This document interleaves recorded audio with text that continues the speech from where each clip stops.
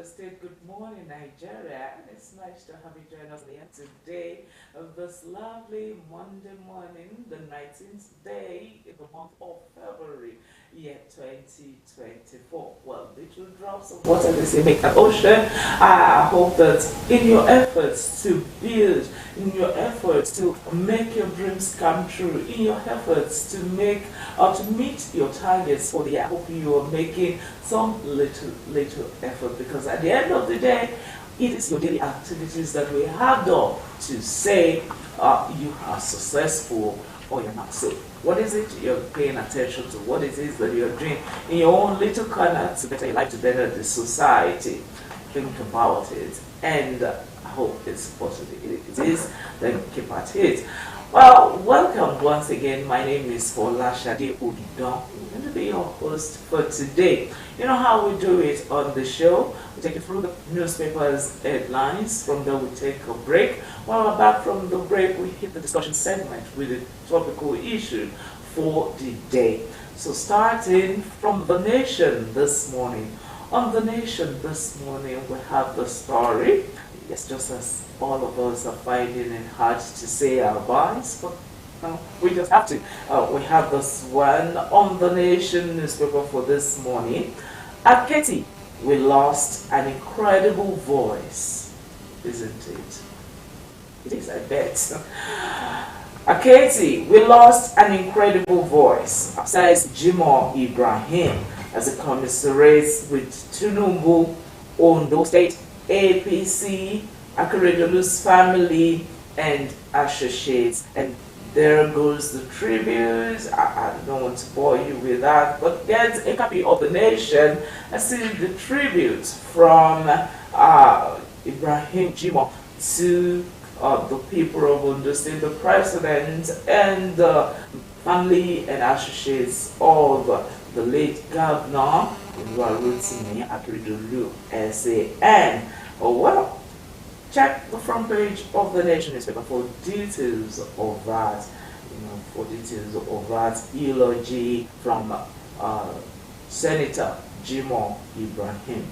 All right, Shatima, Akume, Akpabio, Wike says Hashu will over soon. Okay, that's a promise. You check page 4 of The Nation newspaper for details of that story. As they promised that the hardship faced by Nigerians will be over soon. Right, stimulates local production to end forex crisis. We're saying this, see, it's coming from an expert there. You find details of that on pages 18 and 19 of The Nation newspaper for this morning. And lastly, from The Nation newspaper, we have this one. Petrol tanker owners suspend product loading. Suspension of product loading. I hope that won't lead to shortage of supply and scarcity in the cities. Alright, check page 6 of The Nation newspaper for details of that story. From The Nation newspaper, we also move. Let's check the Daily Times for today. The Daily Times for today, we have this one. Atiku, Tinubu in verbal war over forest crisis. Naira slide. Right, I find details of that on page 4. Page 4 of the Daily Times for today has that story of Atiku Tinubu in verbal war over forest crisis. And so on the Daily Times, you have this one. Tinubu meets Brazilian president, seeks stronger ties. Stronger ties for what? Check page 2 of the Daily Times for details of that. Estate developers groan as bag of cement sells for 15,000 naira. Details of that, you find it on page 2 of the Daily Times for this morning. And as usual, NDLA intercepts illicit drug consignment from US. Usually on Monday mornings, we find there's a report of the doings of NDLA for the week, for the previous week. And this one is on page 5 of the Daily Times for this morning. And from the Daily Times, let's check the leadership. On the leadership this morning, we have this one, how presidents, okay, Edo governorship primary. You have this one, how presidency and twisted APC leadership orders. Or right to the story says, confusion trace Idaosa, Okwebo, Loho, and Dickens emergence as candidates. How come 3 candidates emerged from the Edo primaries? Alright, this is what you find on page 4 of the leadership for this morning. FG dismisses PDP governor's call for Tinubu's resignation. Details of that is on page 4 of the leadership for this morning. And also on the leadership we have this one, fuel scarcity looms as tanker owners withdraw vehicles today. The details of that is on page 29 of leadership. You find details of why the tanker owners are refusing to load fuel. Alright, it's on page 29 of the leadership for this morning. And on page 28 we have this one again. Bandits kill 12, break 17 houses in Kaduna. The sad story there. Sad story. You find details of that is on page 28 of the leadership for this morning. And still on the leadership for this morning, oil theft. Police invite 3 Indians over arrested vessel. Okay. You find details of that on page 2 of the leadership. Now we're having some foreigners hand in oil theft in the country. Check page 2 of leadership for details of our story. From the leadership, let's check some other newspapers headline again. From the leadership, let's check what's on the Vanguard. On the Vanguard, we have this one, hardship paralyzing lives nationwide. That's according to Catholic bishops and CAN.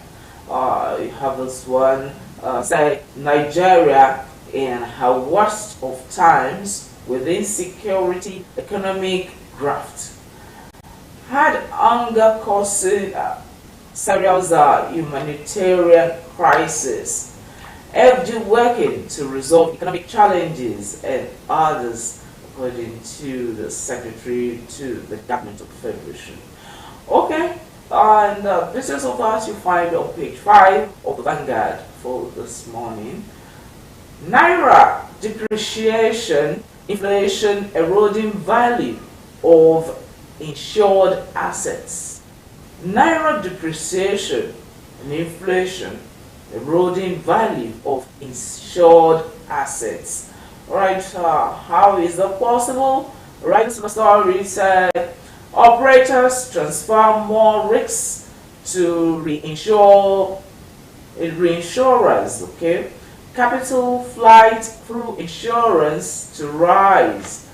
Premium set to rise as operators advise inflation benchmarking. Fears of insurgents in insurance apathy looms. Fear of insurgents or resurgence, I beg your pardon, in insurance apathy looms.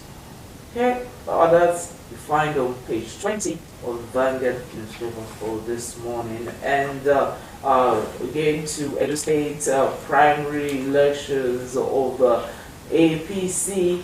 We have this one, Edo 2024. APC gets 3 candidates. Agba threatens legal action. This is of that. It's on page 28 of the Vanguard newspaper for this morning. And still on the Vanguard newspaper, we have this one, the picture of Mr. President at the AU summit. You have it there, President Bola Ahmed Tinubu and Brazilian President Yes, you have them there. Inacto Lula, yes, Da Silva, during the bilateral talks at the 37th section of the African Union Summit in Addis Ababa, Ethiopia, yesterday. Okay, details of that you find on the Vanguard newspaper. And before I leave the Vanguard, we have this one on page 8. Food crisis, first governance, FG, APC, slam PDP governors. APC slam PDP governors to face governance. Okay, like my do business. A residency, Atiku at war over FG's forex policy. Find details of that on page 9 of the Vanguard newspaper. And also on the Vanguard newspaper we have this one. Power grid drops to 3,530 megawatts as rationing persists nationwide. And details of that on page 8 of the Vanguard newspaper. And on page 6 we have this one. Saturday 12 die as bandits set fire on 17 houses in Kaduna village. And lastly, from the Vanguard, let's check what Mr. and Mrs. are up to. Okay, come on there. Don't do this. I need the money urgently. Remember, you're the sunshine of my life. That's coming from Mrs. and Mr. says, I know, but there is a global climate change now, meaning the sun is not shining. Okay, let's move from the Vanguard newspaper to taking the nation, taking leadership. All right, let's check what's happening on the sporting arena by checking the Punch Sports Extra. Okay, what do we have from the sporting arena? We have this one. Chelsea to trigger 111 pounds. Osimhen release cost, right? To release Osimhen there, that was a huge one, I bet. Rashford favorites to replace Mbappe at PSG. Find details of that on page 4. And with that, we're going to talk on what the papers say on the newspaper headlines for this morning. Right now, we'll take a short break, and when we're back from the break, it's will be time for the discussion of the day. Don't go away.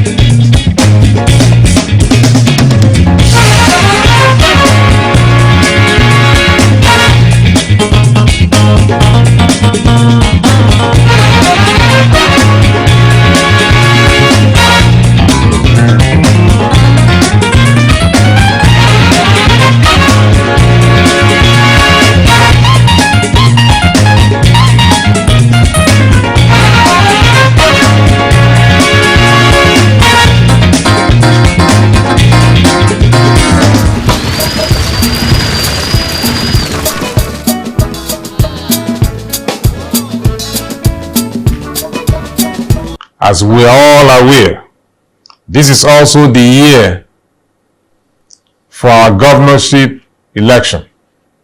Expectedly, political activities will gain prominence as we march towards the election. However, let me implore all political parties, aspirants, and their followers to eschew violent conduct that can threaten the peace and tranquility of our state, and ensure that they follow strictly the guidelines issued by the electoral umpire. The election should be a contest of ideas and choices, and not an opportunity to settle political scores or an excuse for calumny.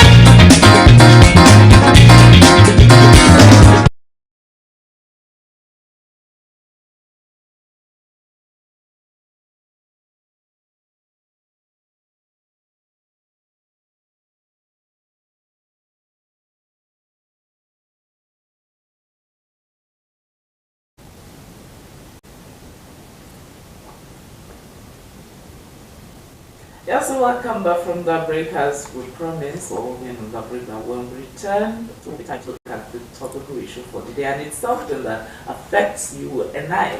In short, in almost all the newspapers headlines we took this morning, it's a recurrent topic, it's a recurrent issue there.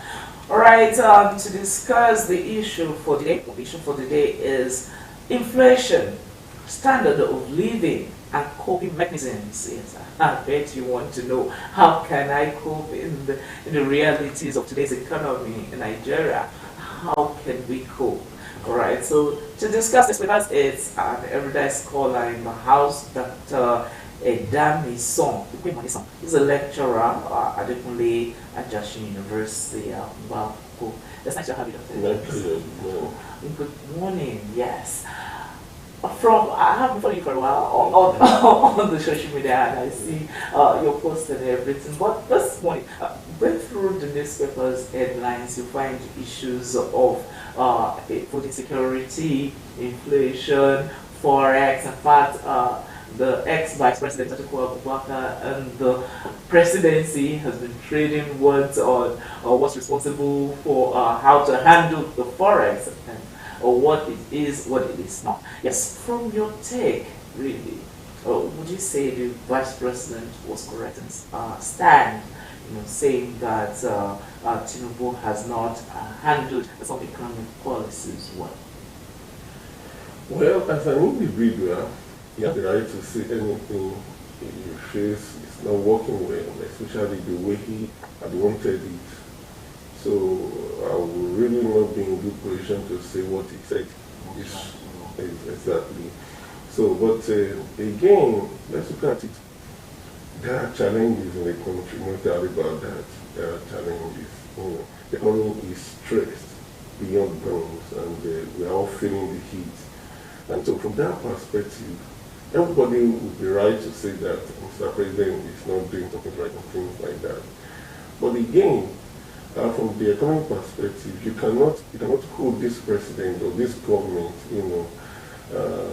for the blames of everything that is happening. It's a cumulative of past events that we are seeing. And to that extent, a lot of economic groups have been talking, and they have been saying that we are all to be blamed for what is happening in this country. All to be blamed, Maybe at the right time. Are you talking about the politicians or everybody? Everybody.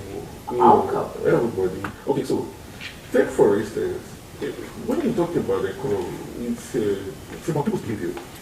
You understand? So, have we been desperate recently? We're not supposed to be desperate. Don't you think it's going to have an effect?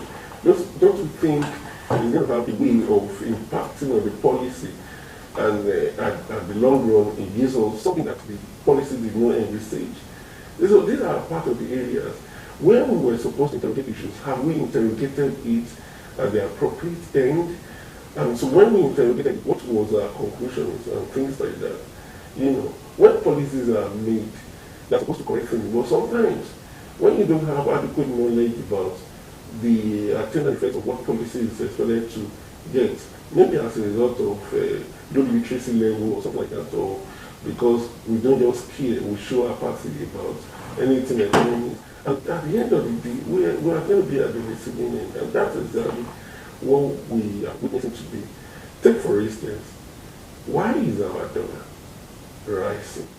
There are many things people have said that have contributed to why the dollar is rising. One of the facts is that what are we producing as a country? What are we selling to the world? The only way by which dollar can come into the economy is by what we sell to the world. Are we selling enough to the world? If we are not selling a lot to the world, why are we demanding a lot from the world? So these are the issues. And there's no way government can actually impose any line and that you must not cross the Okay, for instance, you just asked the question, what are we selling to the world? And some time ago on the show we read about exporters crying, especially of agricultural commodities, because agricultural commodities from Nigeria were rejected, overseas due to some standard. And the exporters cried out that it is not because of the processing of these agricultural commodities, rather it is in the process of having them exported. You know, the time they spend, the policies, the different bottlenecks they have to go through that makes their production stalled, you know, or stalled before getting to its destinations. So do you blame Nigerians in that regard? Yes. Well, I really do not understand how when something that has to stay a long time, maybe because of processing it to be exported, how it will change the content and something like that.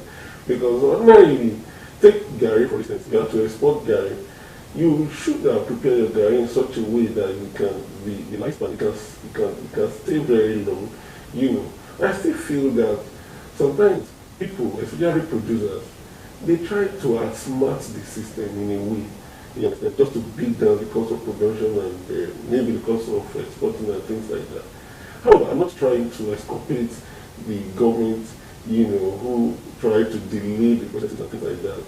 Yes, of course, we have heard about that one before, and we know that for some reasons, government attempt to delay the process of exporting, and it can affect the income, because for instance, when you are exporting to, they are also expecting you to deliver at a certain time. To that extent, you know, if you are not delivering as at when due, you expect that people may lose loyalty, people may lose trust in you and things.